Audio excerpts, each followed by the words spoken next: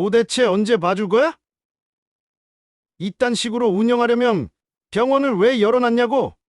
우리가 여기 온 지 30분이 넘었는데 왜 아무도 보질 않는 거야? 이 병원이 이런 수준밖에 안 되는 거냐고? 일단 수액 처방을 진행하겠습니다. 걱정하지 마시고 잠시만 기다려 주세요. 그게 다야? 우리만큼 급한 사람 있어? 당장 치료해 어서. 오늘도 따뜻한 사연과 함께하는 시간입니다. 여러분, 병원에서 일어나는 일들은 참 다양한 감정을 불러일으키죠. 특히 긴박한 응급실에서는 하루에도 수많은 이야기가 오가곤 하는데요. 오늘 사연은 서울의 한 대형 병원에서 일어났던 긴박했던 하루를 들려드립니다. 29살 간호사로 일하는 나연 씨가 보내준 사연인데요. 이 이야기는 단순히 한 간호사의 하루를 넘어서 사람들의 진심과 용기를 다시 생각하게 만드는 사연입니다. 이 사연을 듣고 공감이 가신다면 구독과 좋아요를 눌러주세요. 그럼 지금부터 나연 씨의 이야기를 들어보시죠.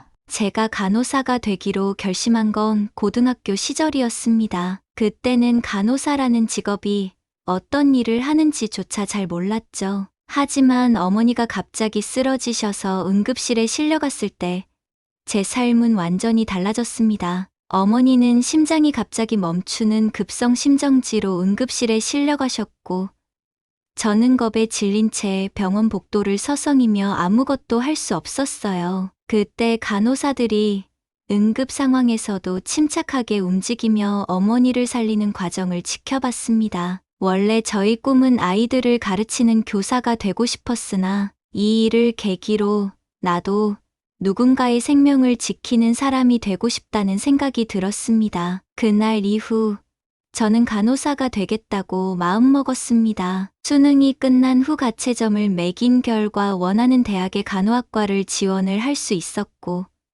그렇게 저는 간호학과에 입학하게 되었습니다. 간호학과에 입학한 후엔 학점도 중요했지만 더 중요한 건 사람을 이해하고 공감하는 능력이라는 걸 알게 됐습니다. 대학 시절 실습을 나가며 다양한 환자들을 만났고 그들의 고통 속에서 제가 해야 할 일이 무엇인지 조금씩 깨달아갔습니다. 대학 졸업 후 저는 응급실에서 일하는 간호사가 되고 싶다는 목표를 세웠습니다. 응급실은 가장 긴박한 상황이 벌어지고 환자들에게 가장 먼저 손을 내밀 수 있는 곳이니까요. 그래서 전국적으로 응급실이 유명한 이 병원에 지원하기로 했습니다. 이 병원은 첨단 시설과 우수한 의료진으로 환자들의 신뢰를 얻고 있었고, 응급 상황에 최선을 다하는 의료 시스템으로 널리 알려져 있었죠. 응급실 근무는 육체적으로나 정신적으로 힘든 자리라는 걸 알고 있었지만,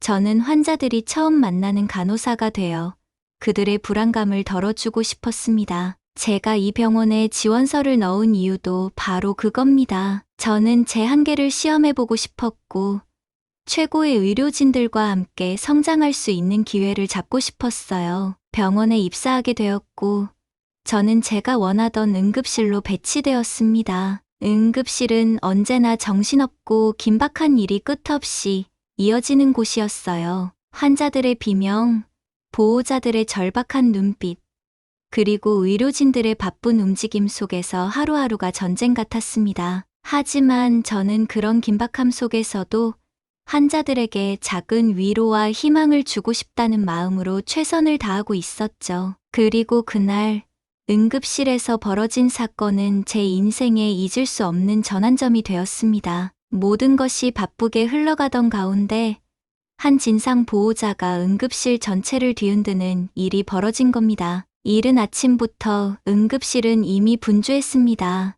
응급차가 연이어 도착하며 환자들이 쉴 새 없이 밀려들었고, 저를 포함한 의료진은 쏟아지는 일들을 처리하느라 정신이 없었죠. 산소 포화도 떨어지고 있습니다. 투여 시작할게요. 제 목소리가 여기저기 울려 퍼졌지만 다른 동료들의 지시와 환자들의 고통스러운 신음소리로 금방 묻혀버렸습니다. 그날도 평소처럼 긴박한 상황이 이어지던 중 환자 대기실에서 날카로운 목소리가 들려왔습니다. 도대체 언제 봐줄 거야? 이딴 식으로 운영하려면 병원을 왜 열어놨냐고. 순간 모든 시선이 그쪽으로 쏠렸습니다. 환자의 보호자로 보이는 40대 중반의 남자가 격앙된 얼굴로 직원에게 소리를 지르고 있었습니다. 저는 잠시 진행 중이던 업무를 다른 동료에게 넘기고 대기실로 향했습니다. 무슨 일이신가요? 제가 다가가 묻자 그는 손가락으로 자신의 환자를 가리키며 화를 냈습니다. 우리가 여기 온 지 30분이 넘었는데 왜 아무도 보질 않는 거야? 이 병원이 이런 수준밖에 안 되는 거냐고. 옆에 앉아있던 환자는 얼굴이 창백했지만 상태를 살펴보니 응급 상황은 아니었습니다. 제가 보호자와 환자를 살펴보니 30대 초반의 남성이었습니다. 얼굴이 약간 창백해 보이긴 했지만 호흡은 안정적이었고 심각한 증상은 보이지 않았습니다. 저는 신속히 환자의 상태를 확인하며 보호자에게 물었습니다. 어떤 증상으로 오셨나요? 아침부터 배가 아프다고 해서 병원에 왔어요. 어젯밤 뭘 잘못 먹은 것 같은데 계속 설사를 하더라고. 환자는 설사와 복통으로 고생하고 있었지만 긴급하게 처치가 필요한 상태는 아니었습니다. 일단 탈수 증상을 방지하기 위해 수액 처방을 진행하겠습니다. 걱정하지 마시고 잠시만 기다려주세요. 제가 최대한 침착하게 설명했지만 보호자는 전혀 만족하지 않았습니다. 그게 다야? 우리만큼 급한 사람 있어? 당장 치료해 어서. 저는 다시 한번 보호자를 진정시키려 했습니다. 환자분의 상태를 계속 모니터링하며 필요한 경우 추가 조치를 하겠습니다. 응급 환자분들이 많아 차례대로 진행하고 있습니다. 양해 부탁드립니다. 하지만 그는 주변의 다른 보호자들을 힐끔거리며 큰 소리로 말했습니다. 이 병원이 이런 식으로 운영되니까 문제가 되는 거야. 이봐요. 다들 봤죠?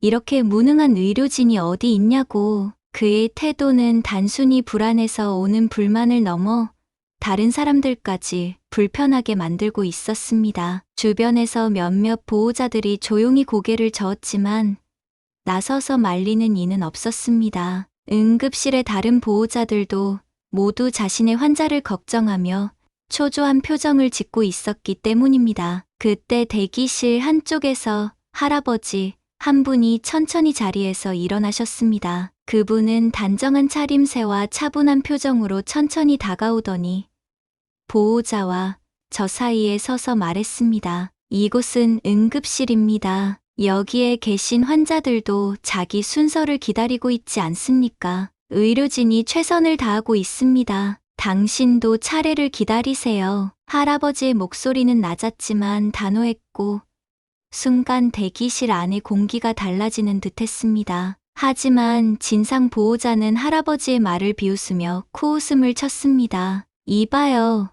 당신 같은 노인네가 뭘 안다고 나서? 여기서는 내 환자가 먼저야. 당신 일에나 신경 쓰시라고. 그는 거칠게 할아버지를 밀치듯 손짓하며 주변 사람들의 눈살을 찌푸리게 했습니다. 할아버지는 동요하지 않고 말했습니다. 현재로선 환자의 상태를 의료진에게 맡기는 것이 최선입니다. 더 이상 소란을 피우지 마십시오. 그러나 보호자는 할아버지의 말을 전혀 듣지 않았습니다. 이딴 병원에서 제대로 되는 일이 하나도 없어. 내가 이렇게 목소리를 높이지 않으면 아무도 우리 환자 안 봐줄 거 아니야. 진상 보호자는 계속해서 소란을 피웠습니다. 나 지금 병원장한테 바로 전화할 거야. 당신네들 제대로 혼날 준비나 해. 그는 스마트폰을 꺼내는 신용을 하며 주변 사람들에게 자신의 행동을 과시했습니다. 하지만 그의 말에도 할아버지는 조용히 고개를 저으며 계속 차분한 태도를 유지했습니다. 저는 다시 보호자를 설득하려 했습니다. 여기서는 모든 환자가 응급 상황에 따라 치료받고 있습니다. 지금 환자분의 상태는 저희가 확인한 바로는 안정적입니다. 걱정하지 마시고. 뭐가 안정적이라는 거야?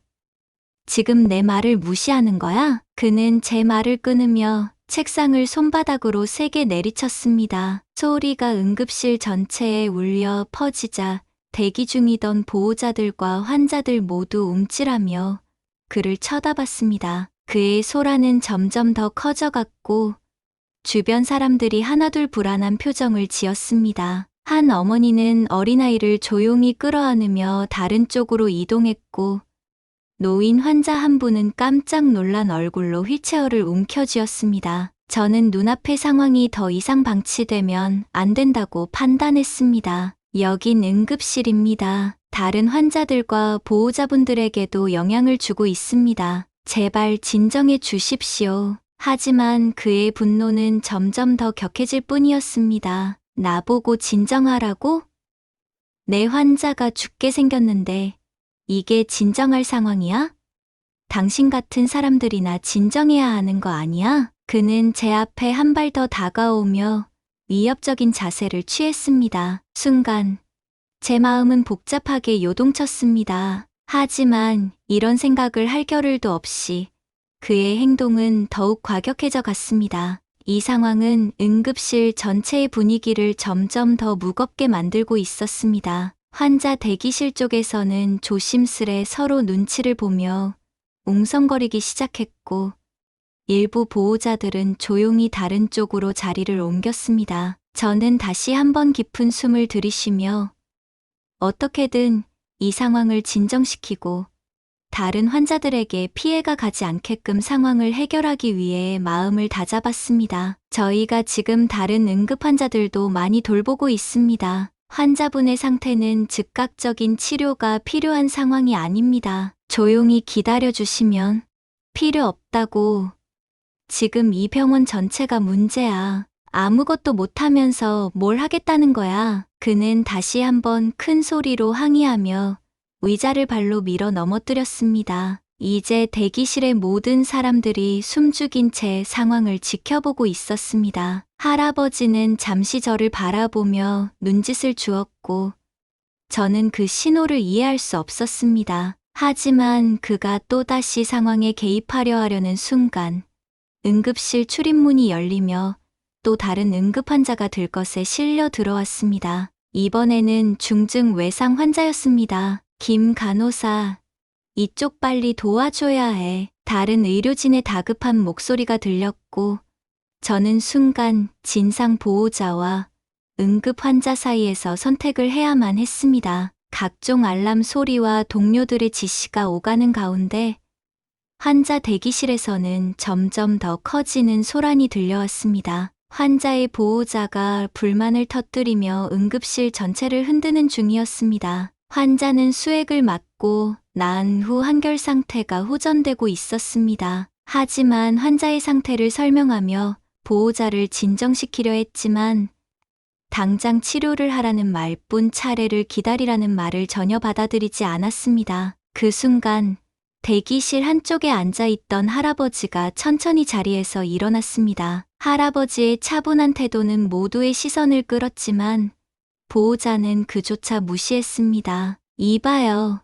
참견 말고 가만히 있어요. 내가 당신까지 상대해야 해? 할아버지는 보호자의 말에도 흔들림 없이 그를 바라보며 말했습니다. 여기는 응급실입니다. 차례를 기다리며 의료진의 판단을 믿어야 합니다. 그 목소리는 낮고 단호했지만 보호자는 아랑곳하지 않았습니다. 오히려 한층 더 격한 태도로 의자를 넘어뜨리며 소란을 키웠습니다. 그 순간 한 어머니가 어린아이를 데리고 자리에서 일어섰습니다. 무서운 듯 아이를 끌어안으며 대기실의 구석으로 향했습니다. 몇몇 보호자들도 조용히 자리를 옮겼고 넘어진 의자가 큰 소리를 내며 바닥에 부딪히자 환자들과 보호자들은 깜짝 놀란 얼굴로 뒷걸음질 쳤습니다. 응급실 대기실은 마치 폭풍이 지나가기 전처럼 팽팽한 긴장감에 휩싸였습니다. 할아버지는 천천히 보호자에게 다가갔습니다. 그의 차분한 발걸음과 흔들리지 않는 태도는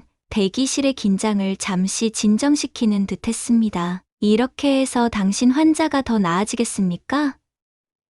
이곳은 생명을 다루는 곳입니다. 의료진이 최선을 다하고 있으니 더 이상 문제를 일으키지 마십시오. 하지만 보호자는 오히려 할아버지를 향해 손가락질하며 비웃었습니다. 노인네, 당신이 뭘 안다고 그래? 참견 그만하고 당신 일이나 하라고. 그의 목소리는 더 이상 대화하려는 태도가 아니었습니다. 저는 할아버지가 그의 말에 어떤 반응을 보일지 주목하며 가슴이 조마조마해졌습니다. 하지만 할아버지는 한마디도 하지 않고 그를 조용히 바라봤습니다. 그 눈빛에는 마치 보호자가 자신이 무슨 일을 하고 있는지 깨닫길 바라는 듯한 묘한 기운이 담겨 있었습니다. 그 순간 응급실 출입문이 열리며 경찰 2명이 들어왔습니다. 대기실 안에 있던 한 보호자가 사태를 수습하기 위해 경찰에 신고를 했던 것이었습니다. 경찰이 들어오자마자 보호자는 갑자기 태도가 변했습니다. 뭐야? 내가 무슨 큰일이라도 했다는 거야? 내 환자가 위급해서 그런 거지. 이게 다 잘못된 의료 시스템 때문이라고. 경찰이 상황을 파악하는 동안 할아버지는 조용히 자리를 떴습니다. 그때 다른 의료진이 다급히 제 쪽으로 달려왔습니다. 김 간호사님, 새로 들어온 외상 환자 상태가 심각해요. 이쪽에서 도와주셔야 할 것 같아요. 저는 곧장 상황을 정리하려 했지만 대기실의 소란은 여전히 해결되지 않은 채였습니다. 저는 한순간 멈춰 서서 판단해야만 했습니다. 결국 저는 환자의 생명이 우선이라는 생각으로 발길을 돌렸습니다. 그 사이 외상 환자는 교통사고로 인해 출혈이 많았고 혈압이 계속 떨어지고 있는 상황이었습니다. 제 손은 이미 피투성이가 되어 있었지만 저는 한순간도 멈출 수 없었습니다. 뒤쪽 대기실에서 여전히 진상 보호자의 목소리가 들려왔습니다. 그는 경찰이 있음에도 불구하고 계속해서 소란을 피우고 있었고 그 소리는 응급실 전체에 울려 퍼졌습니다. 지금 이 상황에서 저 소란까지 신경 쓸 수는 없어. 저는 환자의 생명에 집중하려 애썼지만 그의 목소리가 점점 더 커지며 의료진의 집중력을 흐트러뜨렸습니다. 다른 동료 간호사도 속삭이듯 말했습니다. 저 사람 때문에 환자 가족들도 불안해하고 있어요. 빨리 이 상황을 어떻게든 해결해야 할 텐데. 하지만 바로 그때 출입문이 다시 열렸습니다. 익숙한 발소리가 들려왔고 저는 고개를 들어 그 사람을 바라보았습니다. 그곳에는 아까 자리를 떠났던 할아버지가 다시 들어오고 있었습니다. 이전에 보여준 차분하고 단호한 태도는 여전했지만 이번에는 묘한 긴장감이 그의 주변을 감싸고 있었습니다. 그는 경찰과 진상 보호자 사이에 섰고 침착한 목소리로 말했습니다. 이제 그만하십시오. 이곳은 생명을 다투는 응급실입니다. 할아버지는 천천히 대기실 중앙으로 걸어 들어왔습니다. 이전에 보여준 차분하고 단호한 태도는 여전했지만 이번에는 묘한 긴장감이 그의 주변을 감싸고 있었습니다. 그는 경찰과 진상 보호자 사이에 섰고 침착한 목소리로 말했습니다. 이제 그만하십시오. 이곳은 생명을 다투는 응급실입니다. 당신이 요구하는 모든 것은 이미 의료진이 판단하고 있습니다. 지금 이 순간 저 환자들은 당신의 행동으로 인해 위험해지고 있습니다. 그의 목소리는 낮았지만 그 안에 담긴 권위는 누구도 무시할 수 없었습니다. 보호자는 처음에는 비웃음을 지으며 그를 무시하려 했습니다. 하지만 주변의 보호자들 중 누군가가 작게 속삭이는 소리가 들려왔습니다. 저분 병원장 아니야? 여기 병원장이시잖아. 병원장은 진상 보호자를 바라보며 조용히 안전요원을 호출했습니다. 여기서 더 이상 혼란을 일으키게 놔둘 수 없습니다. 그리고 당신이 폭언을 가한 간호사는 제 손녀입니다. 이분을 밖으로 모시고 가세요. 안전요원 2명이 응급실로 들어왔고 진상 보호자는 순간 당황한 표정을 지었습니다. 뭐 하는 겁니까? 내가 무슨 잘못을 했다고. 그는 여전히 목소리를 높였습니다. 요원들은 단호하게 그의 양팔을 잡고 말했습니다. 더 이상 응급실을 어지럽히시면 안 됩니다. 나가주시죠. 보호자는 저항하려는 듯 몸을 비틀었지만 경찰이 다시 개입하며 말했습니다. 지금부터는 밖에서 조사를 받으셔야 합니다. 계속 이러시면 강제로 연행할 수밖에 없습니다. 그제야 보호자는 마지못해 고개를 숙이며 응급실을 떠났습니다. 안전요원과 경찰의 안내를 받으며 나가는 그의 뒷모습을 보며 대기실의 보호자들 사이에서는 묘한 안도감이 흘렀습니다. 진상 보호자가 나가자 응급실은 다시 제자리를 찾아가기 시작했습니다. 하지만 방금 전까지의 혼란은 여전히 공기 중에 남아있는 듯했습니다. 저는 교통사고 환자에게 다시 집중하며 동료들과 함께 상태를 안정시키기 위해 애썼습니다. 혈압이 조금씩 회복되고 있습니다. 수혈량을 유지하면서 모니터링 하세요. 심박수도 안정화되고 있습니다. 추가 조치는 필요 없을 것 같아요. 환자의 상태가 조금씩 나아지는 것을 확인하며 저는 비로소 가슴속의 긴장을 풀 수 있었습니다. 동료 간호사 한 명이 제게 조용히 다가와 말을 걸었습니다. 나연 씨, 아까 정말 고생했어요. 저런 사람은 진짜 처음 봤어요. 그리고 병원장님이 할아버지셨어요? 저는 미소를 지으며 고개를 끄덕였습니다. 처음엔 병원장의 손녀라는 타이틀이 부담스러웠어서 숨겼는데 이제는 안 되겠네요. 시간이 흘러 응급실은 다시 평소의 질서를 되찾았습니다. 교통사고 환자는 중환자실로 옮겨졌고 새로 들어온 환자들도 순차적으로 치료를 받기 시작했습니다. 저는 책상 앞에 앉아 잠시 숨을 고르며 오늘 하루를 돌아봤습니다. 제 손끝에는 아직도 환자의 피가 묻어 있었고 근육은 긴장으로 굳어 있었습니다. 하지만 마음속에는 묘한 뿌듯함이 느껴졌습니다. 응급실은 어느덧 평소의 분주한 모습으로 돌아가 있었습니다. 새로운 환자가 접수되고 동료들은 익숙한 움직임으로 바삐 움직이고 있었습니다. 저는 교통사고 환자의 상태가 안정되었다는 보고를 받고 잠시 안도의 한숨을 내쉬었습니다. 수고 많았어요. 나연 씨, 진짜 오늘은 전쟁이었네. 동료 간호사가 커피 한 잔을 건네며 피곤한 얼굴로 웃었습니다. 저도 웃으며 고개를 끄덕였습니다. 그래도 큰일 없이 마무리돼서 다행이에요. 다들 고생 많았어요. 퇴근 시간이 가까워졌을 무렵 병원장실에서 연락이 왔습니다. 김 간호사님, 병원장님께서 잠시 뵙자고 하십니다. 저는 잠시 멈칫했지만 곧 깊은 숨을 들이쉬고 병원장실로 향했습니다. 할아버지는 책상 앞에 서서 창밖을 바라보고 계셨습니다. 제가 문을 두드리자 천천히 돌아보며 말했습니다. 들어와라. 저는 조용히 할아버지 앞에 섰습니다. 그는 잠시 저를 바라보다가 차분한 목소리로 말을 꺼냈습니다. 오늘 너를 보면서 참 많은 생각을 했다. 내가 이 병원을 선택했을 때 내가 걱정이 많았던 거 알지? 병원장의 손녀이라는 타이틀이 너를 더 힘들게 할 것 같았다. 할아버지는 잠시 말을 멈추고 저를 바라보았습니다. 하지만 오늘 너의 모습을 보니 그런 걱정이 모두 쓸데없는 것이었구나 싶더라. 저도 늘 할아버지께 인정받고 싶었어요. 하지만 더 중요한 건 이 병원에서 제가 제 역할을 잘 해내는 거라고 생각해요. 할아버지는 고개를 끄덕이며 말했습니다.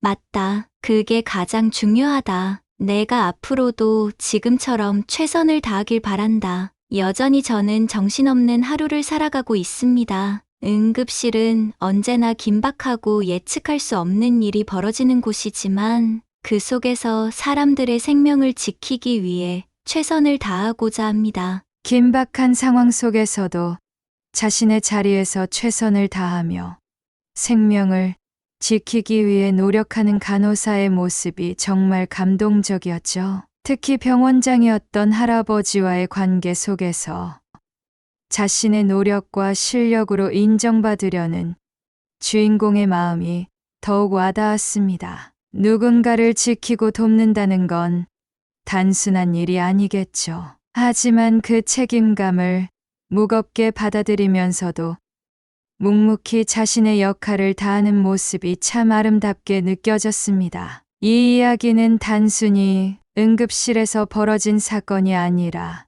우리가 살아가면서 맞닥뜨리는 문제와도 닮아 있는 것 같습니다. 어떤 어려움이 닥치더라도 자신이 있어야 할 자리에서 최선을 다하는 사람들 덕분에 이 세상은 돌아가는 게 아닐까요? 지금 이 순간에도 누군가는 응급실에서 또 다른 곳에서 우리 모두의 삶을 지켜주고 있을 겁니다. 여러분도 각자의 자리에서 자신만의 이야기를 만들어가고 계실 텐데요. 그 모든 노력이 꼭 빛을 발하기를 진심으로 응원하겠습니다. 다음 시간에도 따뜻한 사연과 함께 찾아뵐게요. 함께 해주셔서 감사합니다. 이 사연이 공감이 되셨다면 구독과 좋아요 같이 부탁드립니다.